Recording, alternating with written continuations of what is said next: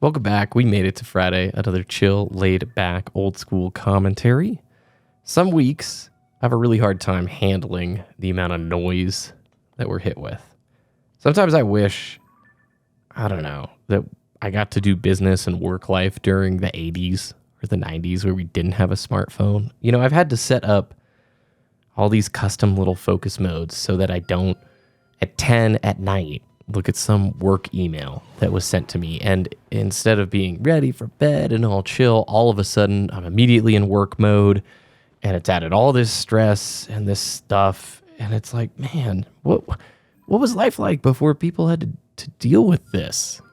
It's just overwhelming. The amount of opinions and emails and notifications and all this junk that we're hit with in this modern content-driven era. And I'm kind of at that breaking point. I'm not ready to ditch my smartphone and to go full digital minimalist. But I do think it's important to put some boundaries and to learn how to sort of filter. And I'm trying to get better at it. One thing that is tough is just the amount of instant opinions that we are exposed to. When it comes to movies or games, it's really hard to go in blind. I still haven't seen the new Deadpool film, and I'm really, really excited to. But oh my gosh, the amount of spoilers that have popped up on timelines here and there, or things that I just wish I hadn't seen. You have to be very, very intentional, or leave social altogether in order not to have your opinion influenced. The other thing that is really prevalent right now that I'm getting kind of just fatigued with a little bit is that hive mind stuff. Okay, it's ironic because I am a content creator. You're watching content right now. I recognize there is some irony here with what I'm saying, but streamers typically toss out opinions and hot takes really quickly. They usually don't have much time to think about that hot take. Maybe they're giving an opinion on a new game or a trailer or something. And they're looking at the chat. They're making sure what they're saying is kind of resonating because they don't want to throw something out there that just totally bombs or doesn't land. And at the end of the stream, you now have thousands of people sort of echoing that opinion of whoever had the loudest voice. And we don't really get the time anymore to think things through or to appreciate them just for ourselves. Whether it's a bandwagon of criticism or sometimes it's a bandwagon of praise. Fast judgments rarely leave room for nuance or your own reflection. I remember I loved Metal Gear Solid 2. And I still think that's one of the coolest games ever. But I had a few friends who were big Metal Gear Solid 1 fans, and they didn't like MGS2. And I remember when I talked to them after beating the game and all that stuff, I felt silly. I'm like, is there something wrong with me? Why did I like this and they didn't? And I was young, so again, take that with a grain of salt. But this sort of happens even as I'm an adult. If I want to go to a new film, oftentimes I'll go look at the review or I'll check reception online, and I got to stop myself because it can really shape the way I experience something before I go. I don't get the chance to ruminate for myself and make my own point. And that's what I think is so exhausting right now. And it's made me wonder, why do we care so much about being right or fitting in? Does it really matter? What everybody else thinks about something? I've told this story on the channel before, but I think it's really fitting. When Tears of the Kingdom was first revealed, I tried really hard not to watch anything. No trailers, no reviews. I didn't want to read or see anything. I really liked Breath of the Wild. I thought it was great. But with Tears, I just didn't care. I didn't want to know what anybody else had to say about it. I knew I wanted to play it. I knew I wanted to experience it. I received the game as a gift on launch day. It was the best gift ever. I had no idea I was going to wait probably a few months to play it. And every single day, I just sunk time into that universe. There's so much to do.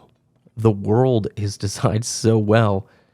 And it resonated with me to the point where It is my favorite Switch game of all time.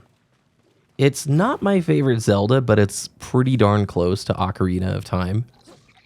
And it's easily one of my favorite, if not my favorite, open world games. I don't really love open world games. I feel like the whole scene went ballistic trying to chase that pattern. I mean, look, Halo Infinite is basically like Breath of the Wild Halo-ified, right?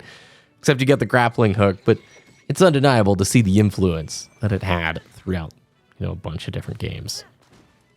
But in hindsight, I'm so happy that I went with the route of not looking or really caring what other people's opinions were, because ultimately, I think the experience is more special to me because I just made the decision for myself. Now, luckily, Tears was a great game. It was awesome. This is, the other side of the coin where sometimes you do want to look at reviews and criticism and have a general sense before you go and commit and spend your money, because you don't want to obviously buy a game that could be a total flop or buy a game that's super average or something. But there's a balance. And right now, with all of the notifications and the social media and our current world, that balance is way out of whack. And we're just being hit across the face with a hammer of look at me, notice me, you should believe this about this game or this piece of media. You have to, otherwise you're an idiot.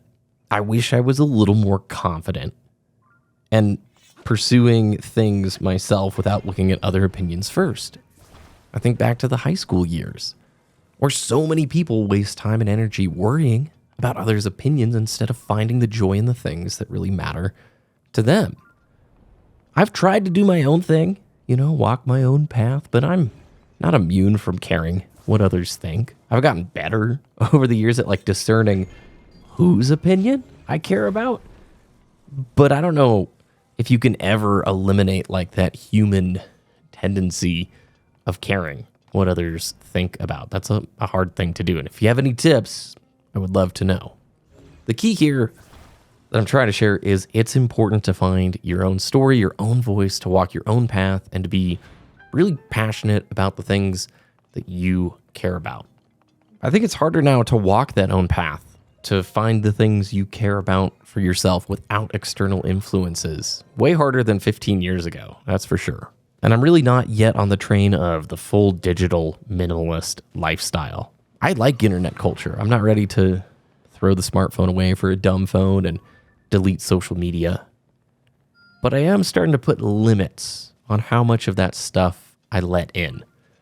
And it's kind of freeing. I mentioned that focus mode for my phone. It's actually kind of nice knowing that once work ends, I don't have to look at a work email. I know that if something is really important, they can always pick up the phone and call me. I think people are ready for that shift. I think people are ready to start putting some limits in on how much of this modern continual assault that we get hit with.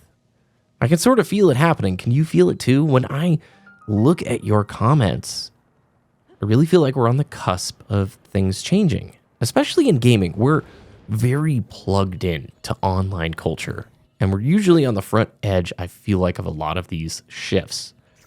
So maybe something is going to change. I know the human mind can't possibly have been built for a relentless stream of opinions and updates and content and FOMO and all the stuff that's happening right now. I want to try and find my own story more often. I want to start trusting myself more and realizing I don't need to be plugged into every conversation, every trend. I have to be okay with knowing the things I'm really interested in and be confident in that and not worry too much about hooking into that larger hive mind and what they think about it. So really, this video is just about encouraging you to take a step back, tune out some of the noise, figure out what you love, and set some of those boundaries. Find the things that make you feel like you and lean into those.